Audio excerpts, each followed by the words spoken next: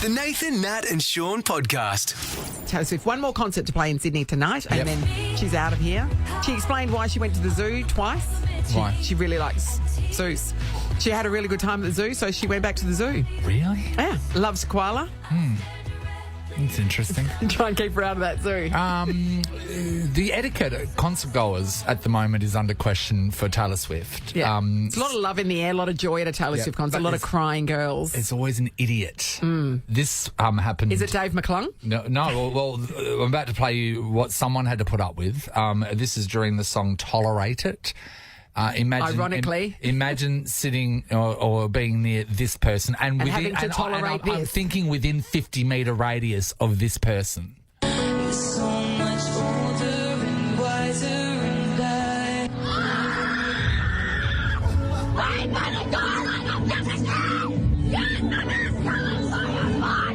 hurts my throat.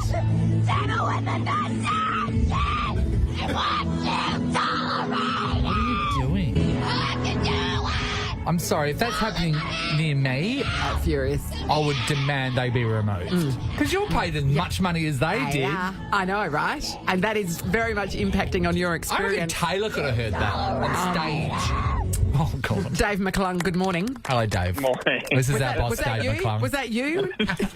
You know, there's so many people like that on the day. There was so much screaming, and no, that wasn't me.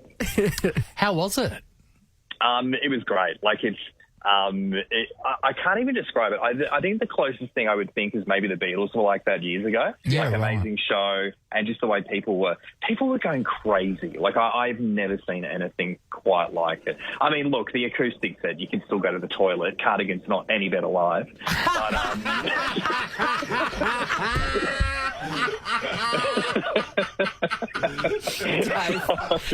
You're right, Cardigan's just something you pop on if you're a bit chilly. The opinions of David McClung only, and do not reflect the opinions of Nathan, Nat and Sean, just so you know, people that are Swifties come for him. That's good. Cardigan's a toilet opportunity. Did you feel like your life has changed? So many people said they went there and then they left and they felt uplifted. They felt different. no, it was great though. Dave. Did you buy any merch? No, because the queues are so long. Yeah. I would have liked a jumper, but I wasn't queuing for it. You would Did have liked a jumper. Did you really think through your outfits before you go? Because I know people that literally planned their outfits for weeks ahead of going. So I had, I think I told you last week, I did have like this pink tank top, pink shorts, and then I thought that was going to be a little over the top. So I switched. I just wore a T-shirt that said Swiftie. So that was it. You went all out. Wait, sorry. Explain what your outfit was going to be again. I had a pink tank top and a pink shorts. Yeah. And I had a pink hat as well. And you just had those days were just in your wardrobe, weren't they? I'm saving that for the aqua concert. Well, you are a Barbie girl. We were playing that person screaming. How were the people that you were near? Yeah, so I had one next to me, and look, she wasn't horrendous, but she kept moving into my space, and she wasn't that young, by the way. She was probably in her 20s or something like that, and I kept getting a face full of hair, and it happened all the time. But the problem is, so here's the problem, right, at the Taylor Swift concert, is everyone is so freaking nice. Like, the girl in front of me turned around and gave me a friendship bracelet. I felt like the biggest creepo in the world. But everyone's so nice. I didn't want to say anything to this woman next to me. Don't want to ruin the vibe. Exactly, because everyone's just being so super lovely. So I just gritted my teeth, and it happened throughout the evening. She kept constantly getting in and constantly I turned around and be a face full of freaking hair. And as a bald man, you're quite affronted by other people's hair, aren't you? Well, it's just mean, isn't it? So was it a long ponytail that was swished into your mouth, or was it just like a whole? Yeah. No, just like a whole. No, it wasn't in a ponytail. It was like a big thing of black hair. Yeah, like and a then big she went to the toilet, and her mum moved into the same chair, and then did that as well. Well, we know where she got her hair from. Did it taste the same? So this is genetic, is what you're saying. Yeah. And then we had screamers around us, but the hair and the face was the worst bit. That was the So, but look, it didn't ruin my night. It was just You were just sucking on some follicles for a little bit. Something you had to put up with. Yeah, and if it had been any other concert, I would have given her what for. But I was like, you can't do that. You can't do it. No, this is literally the nicest. So if it was at Aqua, and you're in your pink singlet and pink shorts, you would have given her what for? You got to pick your battles, don't you? You got to pick your battles. Yeah, horses for courses. Hey, did you see many of the Blink 182 people going to the concert next door outside? No, I didn't see any because she was on stage at 7:30, and I don't think Blink actually got on stage till 8:30. So most of the Blink 182 people weren't there when we arrived. I was going to say just two different worlds at venues next to each other. I think they were mostly the fans were clashing because a lot of Taylor Swift people were just turning up, and even if they didn't have tickets, they were standing outside. So that's probably more the people they were running into, is people who didn't actually have tickets. Yeah, the Taylor Gators. Yeah. Taylor Swift chewing on some hair. Yeah.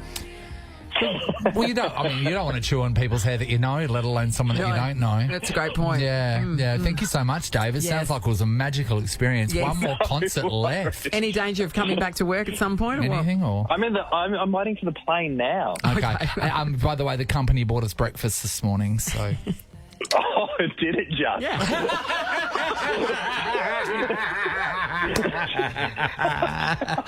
Thank you. It's fine. Sean's not here, so it's less food than usual. It's so fine. it was All right. austerity All the best for your measure. future. Thank you, David. See you tomorrow. Hey, we want to talk about this. We want to talk about the person that was next to you at a show or a concert. Like her. I've been at a Tim Minchin performance at His Majesty's Theatre, and it's a great performance. Tim's so great. Yep. And there was somebody about 3 seats down who thought it was great to say all of the punchlines a beat before he would deliver them on stage. It's like, we get it. You've seen him before. Guy or girl? It was a guy. Shut up. Shut up.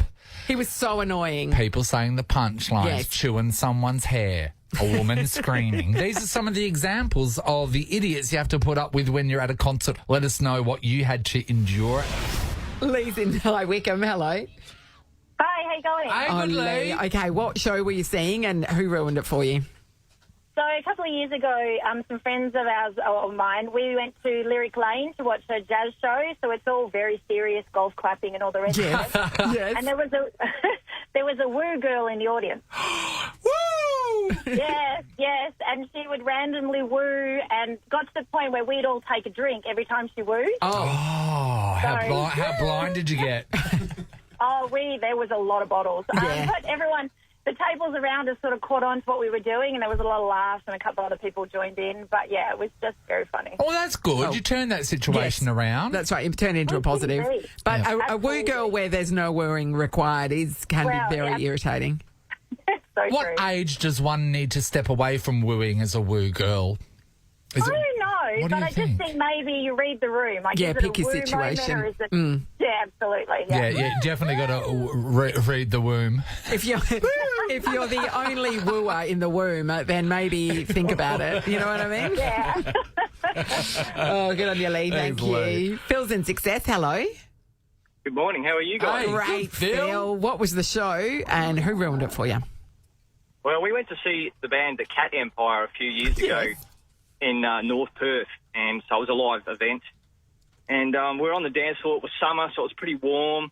And there was this girl in front of my wife who was really, really sweaty, and it was to the point where it was like greasy sweaty. Oh. And she kept backing into my wife all the time. Yeah. And so she was rubbing on her, and I could actually feel the splashback. It was that big. Phil. It was terrible. In the end, my wife had to give her a big push, like an AFL push in the back. Air bump play on. And then her hands were covered in all this greasy sweat as well. And I was just like, oh, my God. Was she like sweating olive oil? Is that what it felt like? I think, yeah, exactly. Oh, what was coming out of that woman's pores? Oh, what was your wife's clothes like when she was grinding all over her? Oh, she was drenched. It was, she had to go and chuck him in the laundry and have a shower. Oh, yeah, it would have looked like she was eating fish and chips straight out of her lap. Second-hand greasy sweat's not a great way to spend the night, is it? Oh, Phil. Definitely not. And there's no woo-hoo going on, I can tell you. No, zero wooing. Thank you. Phil. Michelle, hello. Hi. Hi, Michelle. What show did you go to? So I went to Beauty and the Beast, the musical, with my sister when I was in Ireland a year ago. Yes. Yeah. And basically so there was a guy next to me, kind of middle-aged, so I don't think he was too into Beauty and the Beast, and he brought his kids. And so anyway, through the show, I look over and I also hear this kind of like groaning sound, and he's fast asleep, snoring next to me. Like if you're going to sleep quietly. Right. Yeah, like my sister was in stitches. She thought it was the funniest thing ever. She didn't care. But there's me trying to listen to like my favourite song, Tale as Old as Time, and this guy is just groaning forward deeply next to me. A tale as old as time. Sorry, I mean, that would have made me love it more. If you're seeing Sleeping Beauty, it would fine. It would fit in. You know what I mean? Oh, Michelle, that's too good. And like the thing was, it wasn't even so loud that it was going to get like noticed by the ushers. It was just enough for you. Constant next to me, this deep groaning snore. Well, I mean, at least you didn't have to go home with him. I guess he has a wife who has to listen to that all the time. Yeah. No wonder she sent him out. Some traumatic things happened to some of you people just Thanks, then. Michelle. I don't think I can go past the woman that was sweating olive oil. Yes. The greasy sweater. Hey, Phil. Hello, Phil. All right, you're not there? Yes. Oh, where is he? There, Phil? Oh, sorry, you're there. Phil. So that was Harry's fault. Yeah, it was Harry's fault. Sorry about it. Sorry, Harry. Come on, Harry, lift your game. Well, we've asked him to lift his game every day, and he doesn't feel. So far, nothing. Get involved, Phil. So far, nothing, Phil. Anyway, Phil, $150 voucher to spend at restaurant Caleb in Subiaco goes to you. That's awesome. That's fantastic. Thank you. You know why? Because they're an Italian restaurant and they're very used to using olive oil. Yeah, that's right. So You're fit right in. We're used to it. Yes. we're going to get a very sweaty woman to sit right next to you, though. Is that okay? Yes. You better not. No, we will. And we'll just can't put a stop dish us. of balsamic next door and you can dip your bread into both of them. This is the Nathan, Nat and Shaun podcast. Amy, get over here quickly. I want you to tell a story about James, your son, and what he's become obsessed with and what you had to watch last night. He's 4, remember, everyone? He's 4. Yeah, he's 4, about to turn 5. And something popped up, I think, on the TV very briefly about the Titanic. And he's got such an inquisitive mind that he then got the smart TV to show him how to draw the Titanic. Oh, so he asked, step by step. So you basically can ask with the speaker, like your remote. Yeah. So then he runs in, he gets all these, pieces of paper, texters and tray, and he's in front of the TV. And step by step, so you pause it, you do your little bit. Yeah. Pause it, draw. Was it a good drawing? It's actually, you can tell it's a ship. Yeah. Right? Oh, well, that's good. That's good. Yeah. So then, little inquisitive James, just 1,000 questions all afternoon, to the point where he's like, can I watch when the ship sinks? Can I watch when everyone perishes? But yes. So what does Mum do? Well, of course you can, son. Let's put on the Titanic with Leonardo DiCaprio and Kate Winslet. It was brilliant. So last night, from the point where the ships hit the iceberg, yeah, we watched the ending.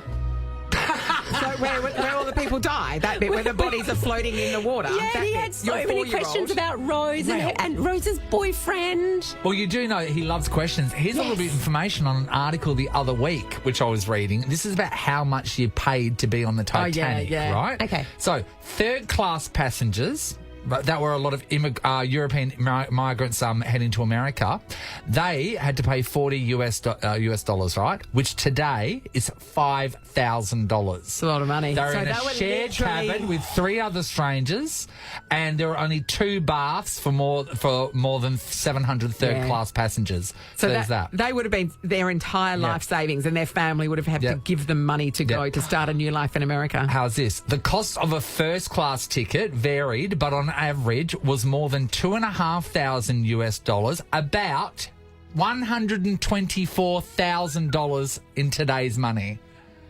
for the Titanic. Wow. The most luxurious rooms were $4,500 about 227,000 Australian dollars today. No one's paying that today. No. No way. Yeah. But it was the epitome of luxury at the time, and it was because it was the maiden voyage. It was, there's a lot of hype around it. Yeah. So these people signed up. Anyway, so were we thinking, are we going to show James the rest of disaster film endings? No, what we're going to do is we're going to make him watch videos about the Roto swim, because that was even more disastrous. The Nathan, Nat and Shaun podcast. There's a video that's gone viral of several Queensland tradies openly revealing their enormous pay packets, right? And these people, it goes without saying, they work for their money. Yeah, they're being asked in the street. They're not just... Yeah. Wrap your ears around this. What do you do and how much do you get paid? I'm a plumber.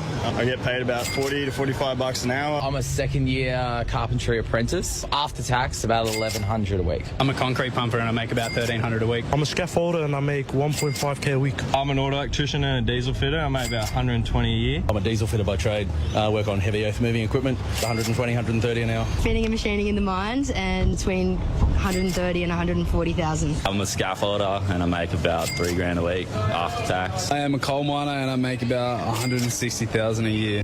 So that scaffolder, right, Yes. $3,000 per week after tax, that equates to $156,000 free and clear each year. After tax, yeah. So he's earning well over $200,000. Yep. So there was a comment under this, and it says, why does putting up some metal framing around a building pay so much? Yes. And another person replied and said, because it's a horrible job that destroys your bodies. Then all these other people commented about the physical toll that's demanded on your body when you're doing a trade. This guy said he's in his late 50s and his body is trashed. New knees, new shoulder. He can't do it anymore. Trades are for the young. And another person, a 29-year-old tradie, right? 29 years old, earning $200,000 a year, has already had 2 spinal surgeries. That's spinal rough. surgeries. That's what you hear AFL footballers say. Do you know what I mean? So they make the big bucks, but they have a short window span of when they can actually. So the only thing you really could physically do is to change professions or to have a model where you're wanting to own your own business. Yes, yeah, that's right. And then have other people. Not every tradie can do that. That must be so concerning. I know. And what if you're like tradie and you injure yourself in the first couple of years, and that's sort of what you've done all your qualifications in, and you just have to keep on going with an injury? Yeah, or retrain. Yeah. Whoa. I know. When you hear first and second year apprentices clearing $1,100 a week, you go, times have changed. Yes. That's amazing. Yeah. But they are saying, though, these are huge sums, right? So say the a heavy earth-moving diesel fitter, that equates to $250,000 a year. But your body. Yes, and that would be working on the mines, presumably. That's on the mines. So you're taking, you're away from your family. Yeah. So you're earning more money to compensate for that. Wow. I know. This job hasn't taken that big a toll on our bodies. When I was at Cairo, it started to take, my hands really started to suffer. Yeah. So I've got a thing, see that lump in my palm there? Yeah, See everyone that? talks about See it. that? Yeah. So that would get really achy. My thumbs would ache. Because, I was using my hands all the time. You've got the same injuries as a gamer. This is called Vikings disease. I'm a Viking, Nathan. Because of your pillaging? That's right. Right. Tradies, we want to talk about what your trade is doing to your body. We'd like to know your age and how you are physically now. Physical toll. And what especially does the injury to you, like for Nat with your hand. Yeah. Yeah, because I'm sure there's some things out there that, because we don't do physical labour, so we don't know. What's the nice trade where you don't get hurt? Is it an electrician? So they can get electrocuted. Oh, yeah, and they often have to crawl in really tight spaces. I know that electricians are up there for women that want to date a tradie because they said they have clean hair. Relative, yeah, that's true. All right, we're asking the question, what your trade is doing to your body. Hi, Liz. Hiya. Hey, mate. So you do a physical job. What is it? When I was younger, in my 20s, I was a fish filleter for a little while. Oh, fish filleter, yes. Okay, so I'm thinking you've cut yourself a lot, is that right? You're wielding that knife, yeah? I have a few stitch scars from it. Yeah. But I wasn't any good. Well, it doesn't sound like it because you're filleting your hands. And those knives are razor sharp, aren't they? Yeah, of course they are. So is that, did you get any injuries from doing something repetitive? No, I got a fish spine stuck in the joint of my right thumb. Oh. And I had it there for a few hours while I was still working, just thinking, oh, that hurt. But then I ended up in hospital for 4 days with it infected, and I had to have microsurgery on it. Yeah. And it's bad when you get infections in your hands. It can turn into septic arthritis really quickly. Yeah. So are you okay now? I'm okay now. Like, it's fine now mostly, but I grew up in the 80s where handwriting was like a real big thing, and you have really neat handwriting, and now I have like a doctor's scratch because I can't use my thumb properly. I grew up in the 80s where handwriting was a really big thing. No, it was a big deal. It was. Same, Liz, same. And, Yes. great penmanship back then. Oh, my God. I remember I was the first person in my class, Liz, to get the pen licence. Yes, yes. And I It got was a my big pen deal. licence months before anyone Yeah. else. I was ahead of the pack. But- Thanks, everyone. In Kalgoorlie, so... Yeah. Yeah, the only one not writing with my feet. Thanks, Liz. Nigel's in Baldivis. Hello. Hi, guys. How are we going Hey, today? good night. Has doing a trade taken a physical toll, Nigel? Oh, absolutely. Okay, so what's your trade? Carpenter. Okay. Oh, right. And how's it affected your body? You guys have met me. I bought a sausage roll in about 5 years ago. Oh, I was Nigel. Well, we working appreciate it. downstairs. Oh, well, there you Yeah, go. yeah. Oh, that's right. Nigel, so we've fed tradies, so we Yes. know your world. Yes. All right, Yeah, so yeah. a carpenter, what are we facing for your body? Okay, so 12 months ago, I blew my shoulder out, so that was 12 months off work. 12 months off work.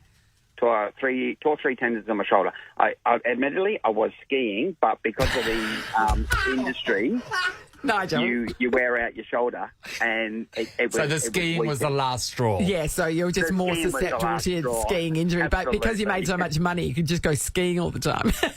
No. Oh, look, in regards to money, I mean, everyone says, $65 an hour is what carpenters get roughly about now. But you've got to take your cost of your car out of that. Yeah. Yeah. You've got to take Your tools. income protection out of Yeah. that, your tools out of that, your public liability out of that, your running costs for your vehicle, your tax comes out of that, your super comes out of that. So by the time you bring that down, we're back on normal wages again. Yeah. Are you still doing it? No. No. So, Nigel, after your shoulder blew out, how long afterwards could you keep going? My shoulder is fine now. Brilliant surgeon, fixed it up. Yeah. But because I sat down for 12 months waiting for that to heal, my knees have now turned around and said no. Oh, your knees have decided to go skiing.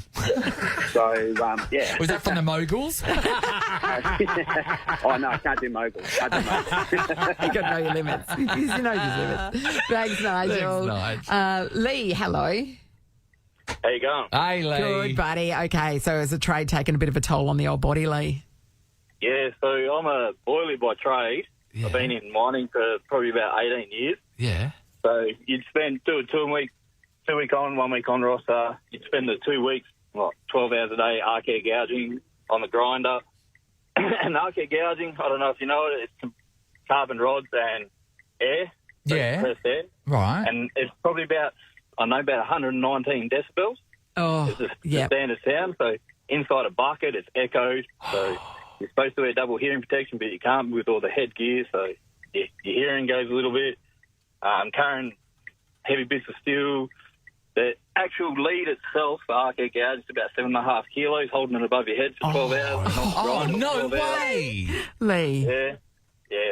So burns. I got some pretty bad burns. My elbows are a bit sore, my wrists, my shoulders, my knees.